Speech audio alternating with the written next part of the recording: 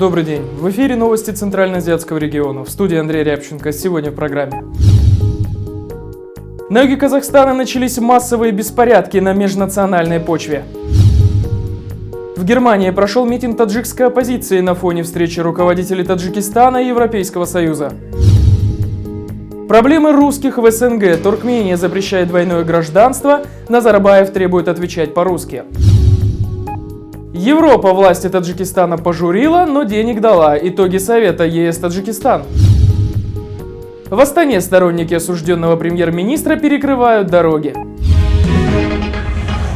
Накануне в немецком городе Бонн прошла акция протеста живущей там таджикской диаспоры. Люди вышли на улицы города, чтобы донести до властей Объединенной Европы альтернативную официальной версию происходящего в стране. Они требовали обратить внимание на проблемы с демократией в Таджикистане на фоне проходившего в Брюсселе заседания Совета по сотрудничеству между Европейским Союзом и Таджикистаном. Пока министр иностранных дел Таджикистана Сираджиддин Аслов договаривался об очередных кредитах в стране, его соотечественники, проживающие в Европе, провели мирный митинг. Несколько десятков активистов с плакатами и речевками потребовали от европейских властей обратить внимание на многочисленные пытки, практикуемые силовыми структурами в отношении оппозиционеров. Среди проблем были обозначены увеличение числа политзаключенных, в том числе среди адвокатов, давление на юристов, не исключая и иностранных, отсутствие сменяемости власти. Эмомали Рахмон, глава государства на протяжении 24 лет. Непосредственно накануне заседания в Брюсселе таджикская внесистемная оппозиция и отдельные деятели Таджикистана призвали Европейский Союз содействовать прозрачности в судебном процессе над активистами партии Исламского Возрождения. Суд, который должен был начаться еще на прошлой неделе, уже дважды переносился без объяснения причины. В обращении отмечается, что встреча представителей ЕС с Сираджиддином Асловым происходит, цитата, «на фоне суда над членами Высшего Совета ПИФТ». Судебный процесс по делу членов ПИФТ проходит за закрытыми дверями. В процессе не могут участвовать даже родственники арестованных. О них нет никакой информации. Неизвестно, подвергаются ли они давлению, могут ли получить юридическую помощь. В обращении высказывается озабоченность тем, что адвокаты Бузургмех Рьоров и Нуриддин Махкамов, которых наняли родственники членов ПИФТ, сами были в скором времени не арестованы, а адвокат Джамшед Йоров, который защищал интересы Махмада Али Хаита, отстранен от защиты. Мы настоятельно просим Совет Европы потребовать от руководства Таджикистана предоставить возможность представителям международных правозащитных организаций, в особенности представителям ЕС, встретиться, поговорить и ознакомиться с условиями содержания политических заключенных, изучить их уголовные дела. Просим потребовать у руководства Таджикистана не препятствовать независимому расследованию преступлений, инкриминируемых властями политическим заключенным. О том, как относится международная правозащитная организация Human Rights Watch к данному суду над оппозицией, в эксклюзивном интервью нашему телеканалу рассказал исследователь по Центральной Азии организации Стив Сверлоу. Последние годы, к сожалению, разные политически мотивированные суды и судебные процессы проходили именно закрытым режимом. Закрытый суд состоялся, например, когда судился и приговорили к очень длительному заключению, судили фигуру оппозиции Заида Саидова, начиная уже почти 2 года назад. И этот процесс не отличается. Такое ощущение, что власти боятся, чтобы публика знала правду. Есть такое ощущение, что власти также и не хотят или не желают видеть в составе суда или в зале суда дипломатов и других наблюдателей, журналистов. Это, конечно, очень важная часть, важный аспект любого судебного процесса. Это чтобы члены публики и общественности могли понимать, за что судят, что за обвинение. И мы считаем, что этот судебный процесс чуть ли не самый важный в истории послевоенной, постсоветском Таджикистане. И вот на таком протестном фоне в Брюсселе все же прошло заседание Совета по сотрудничеству между Европейским Союзом и Таджикистаном. Душанбе представлял глава МИДа Сираджиддин Аслов, ЕС министр иностранных дел Нидерландов Берт Кундерс. Итоги заседания стали противоречивыми. С одной стороны, Европа денег дала, но осудила. С другой стороны, Таджикистан кредиты взял, но, как говорится, без энтузиазма и даже с оправданиями. В очередной раз Европа дала денег Таджикистану. До 2020 года стране выделят 251 миллион евро на развитие сельских регионов, здравоохранения и образования. Европейский Союз назвал прошедшую встречу конструктивной и полезной. В условиях усиления угроз экстремизма и терроризма мы признаем право Таджикистана на защиту своего конституционного строя, заявил глава МИД Нидерландов, но подчеркнул, что власти не должны ограничивать политическое пространство в стране, отмечает Азади. Обсудили последние политические события в Таджикистане и в Центральноазиатском регионе, говорили о сложной ситуации, с которой столкнулся Таджикистан вокруг своих границ, и о намерении Европейского Союза развивать двустороннее сотрудничество с Таджикистаном. Мы признаем право Таджикистана защищать целостность государственных институтов в обстановке повышенного экстремизма, и необходимо обеспечивать соблюдение фундаментальных прав и свобод в любое время. Необходимо также сохранять открытый характер политического пространства. Аслов в ответ обвинил партию Исламского возрождения в организации вооруженного мятежа генерала Абдухалима Назарзада и заявил, что европейцы, когда речь идет о безопасности Центральной Азии, должны учитывать реалии стран региона. Когда наши партнеры и коллеги говорят или учитывают ситуацию в области безопасности в нашей стране, они должны учитывать наши реалии. Мы находимся лицом к лицу с международными центрами глобального терроризма и экстремизма. С учетом географического положения Таджикистана, который находится в центре Центральной Азии, и он находится вблизи от центров того, что, наверное, лучше всего назвать здесь нестабильность. И основу нашего населения составляют мусульмане, и знают, что есть определенный процент фанатиков, и они верят тем идеологическим влияниям, которые поступают извне. Поэтому религиозные, так сказать, манипуляторы хотели бы воспользоваться этой ситуацией в нашем обществе. А что касается событий 4 сентября, то я хотел бы сказать вам, что произошла следующая группа террористов вместе с другими группами, находившимися внутри страны, а также с теми, кто действовали за пределами нашей страны, хотели провести государственный переворот в Таджикистане. Мы приняли необходимые меры для того, чтобы предотвратить эту попытку государственного переворота. К сожалению, как и всегда, чиновники Таджикистана не рассказали населению, куда же пойдут 250 миллиона евро новых дотаций, а также куда пошли уже прежде полученные. Кроме того, с оценкой произошедшего в стране не согласны и сами европейцы. Из Женевы на связь с нашим телеканалом вышел Ивар Дале из норвежского Хельсинского комитета. Я думаю, что власти сами понимают, что у них нет доказательств тому, что эти люди являются там террористами, экстремистами. И если впустили бы в суд местных и международных журналистов, то это стало бы еще яснее другим. Так что я думаю, что они просто не хотят, чтобы люди собственными глазами смотрели, как этот судебный процесс пройдет, какие на самом деле у них есть доказательства. Понятно всем, что это политическое решение. Скорее всего, президент Рахмон смотрел на соседние страны и думал о том, что почему у них оппозиции нет, а у меня есть. И вот так я думаю, что просто не хотят, чтобы люди сами посмотрели, как работает их прокуратура и какие факты на самом деле есть или нет у них.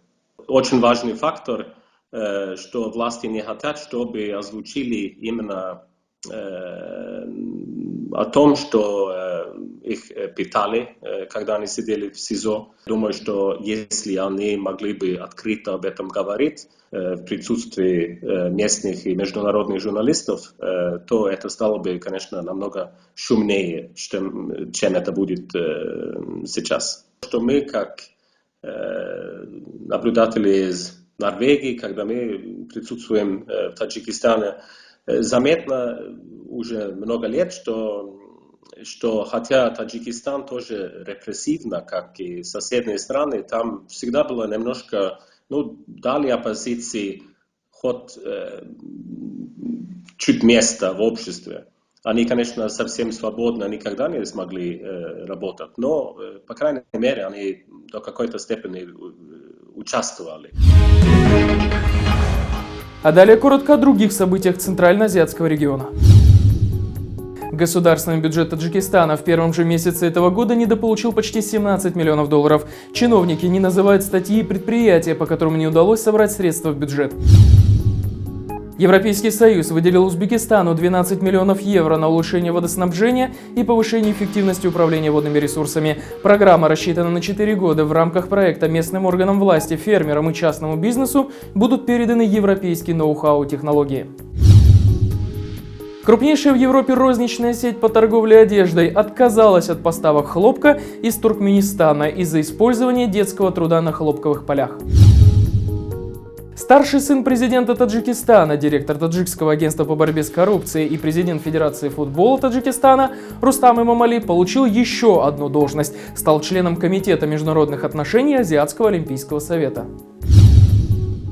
В Алматы задержаны участники уличной драки, произошедшей возле торгово-развлекательного комплекса. Драка произошла во вторник. На кадрах очевидцев видно, как из машины выходят двое мужчин, которые тут же направляются в сторону толпы людей. После короткого разговора начинается драка. Охранники в это время пытаются разнять дерущихся. У Нурсултана Назарбаева не хватило наличных денег, чтобы оплатить покупку в алматинском гипермаркете, который он пришел проверять. При оплате на кассе с главой Казахстана случилась маленькая неприятность. У него не хватило денег, чтобы рассчитаться за покупку. Однако потом выяснилось, что денег у президента все же достаточно.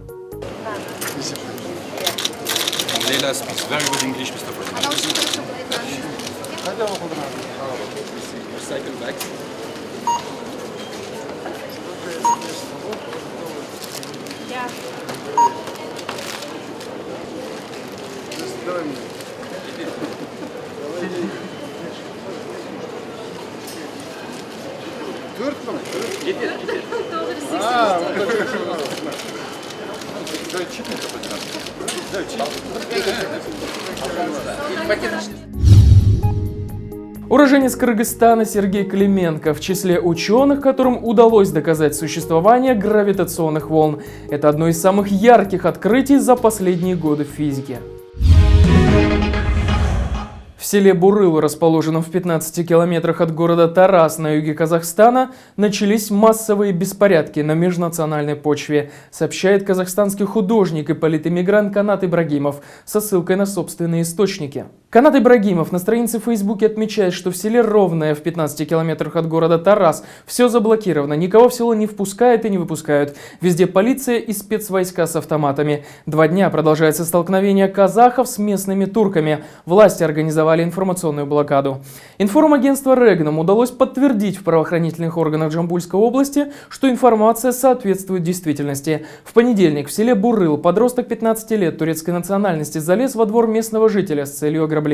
В доме находился 5-летний мальчик казахской национальности. Преступник нанес ему 11 ножевых ранений. От полученных колотых ран ребенок скончался. По словам очевидцев, с утра около 200 человек казахской национальности закидали камнями дома турков. Полицейские уже задержали подозреваемого. Вначале он был помещен под стражу в сельский опорный пункт полиции. Однако сегодня с утра местные жители взяли опорный пункт в осаду, требуя отдать им преступника. В результате полицейские в экстренном порядке эвакуировали подозреваемого и членов его семьи в Тарас. Дом родственников находится под постоянной охраной сотрудников спецотдела бойцов быстрого реагирования. Для разрешения конфликта в село прибыли высокие силовые чины области. Въезды и выезды из села перекрыты усиленными нарядами полиции и вооруженными солдатами. Введен комендантский час. Официальные разъяснения полиции содержат только информацию об убийстве и незначительных волнениях. Совпадение или нет, но накануне в Джамбульской области по боевой тревоге были подняты войска в связи с учениями. Утверждают, что, значит, в Казахстане царит межэтническое согласие, что между этносами, значит, хорошие взаимоотношения в Казахстане. Но на самом деле в Казахстане существует очень высокий уровень межэтнической напряженности. Но она в большинстве своем латентная, то есть скрытая. Между этносами в Казахстане широко развиты различные этнофобии, этнические стереотипы, которые развиваются на основе этнических стереотипов. И есть очень большие риски и угрозы в межэтнической сфере. И не случайно вот в прошлом году в Южно-Казахстанской области были межэтнические конфликты между казахами и узбеками и таджиками. И вполне возможно, что такие конфликты могут повторяться и принять более широкий масштаб. Нашей власти нужно уделять более тщательное, значит, внимание, во-первых, изучению ситуации в межэтнической сфере. Те усилия, которые государство прикладывает к изучению ситуации в межэтнической сфере, они недостаточны. Исследования проводятся некомпетентно. Потом второй момент. Государство должно уделять больше внимания, значит, конкретным вопросам взаимодействия между этносами, там, социальным аспектом, там, культурным аспектом, а не пытаться табуировать эти моменты. Свыше десятка человек в Астане перекрыли центральную магистраль, требуя освободить бывшего премьер-министра Казахстана Серика Ахметова, приговоренного к 10 годам тюрьмы по обвинению в коррупции. Собравшиеся развернули плакат с надписью «Мы требуем справедливости», сообщает Азатык. Несколько десятков человек ненадолго перекрыли автомобильную дорогу в центре Астаны, парализовав движение транспорта. Участников акции задержала полиция. В полиции заявили, что задержанные будут привлечены к административной ответственности.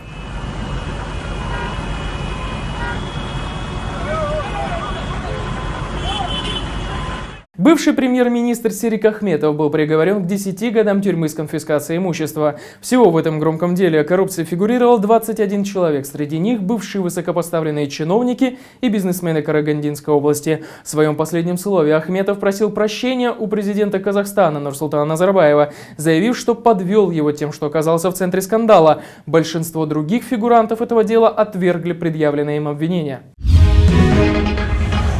Совет Федерации России объявил о решении давней проблемы с Туркменией, о признании Ашхабадом бипатридов, людей, имеющих двойное гражданство России и Туркмении.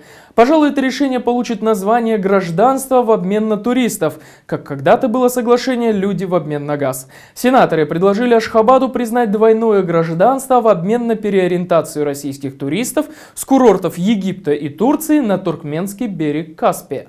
Речь идет почти о 10 тысячах человек, которые имеют российские документы и не могут получить паспорт гражданина Туркменистана, но постоянно проживают там. Сенаторы провозгласили, что их предложение касается как полной законодательной отмены ограничений выдачи туркменских паспортов бипатридам, так и продления на длительное время сроков принятия ими решения о выборе единственного гражданства. Неофициальной наградой для Туркмении за решение проблемы станет переориентация российских туристов с турецкого и египетского направления в Авазу, город-курорт Туркмении. Однако за весь прошлый год Туркмения выдала всего 1000 туристических виз. Сможет ли она принять, а главное, захочет ли увеличить поток до сотни тысяч человек, вопрос сложный. Однако, отмечают эксперты, после того, как Ашхабад довольно демонстративно отказал Москве, когда та предложила военную помощь, в этом вопросе, чтобы не накалять отношения, Бердым Мухамедов может и согласиться. А между тем, проблемы оставшихся в странах СНГ русских есть не только в Туркмении. Так, в Казахстане широко обсуждают вчерашние слова президента Назарбаева, который потребовал отвечать госслужащим исключительно на русском языке, если к ним обратились на нем. Некоторые ретивые чиновники забежать хотят вперед и всех завтра заставить говорить на казахском. Я уже много раз говорил на эту тему. И Ассамблея народа Казахстана должна работать, и все мы должны работать. Мы многонациональная страна. Этот факт мы признаем, правильно? И это не недостаток, а наше преимущество. Значит, до меня доходит информация, что человек обращается русскоязычный на русском языке в контору какую-нибудь, и он получает ответ на казахском языке. Кто позволил? Почему прокуратура не проверяет нарушение законов Казахстана? Если он обратился на русском языке, он должен получить ответ на русском языке. И документы.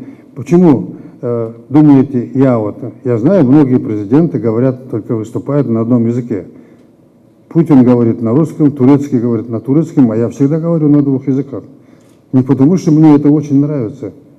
Я хочу, чтобы все население меня понимало, о чем я говорю, которые за нас голосуют здесь. Я предупреждаю, аппарат президента проверит по всем областям, прекратить безобразие. Вот кто вот это делает, снять с работы показательно. С вами была новостная служба Центральноазиатского телевидения. Мы говорим то, что иные предпочитают умалчивать. До следующей встречи.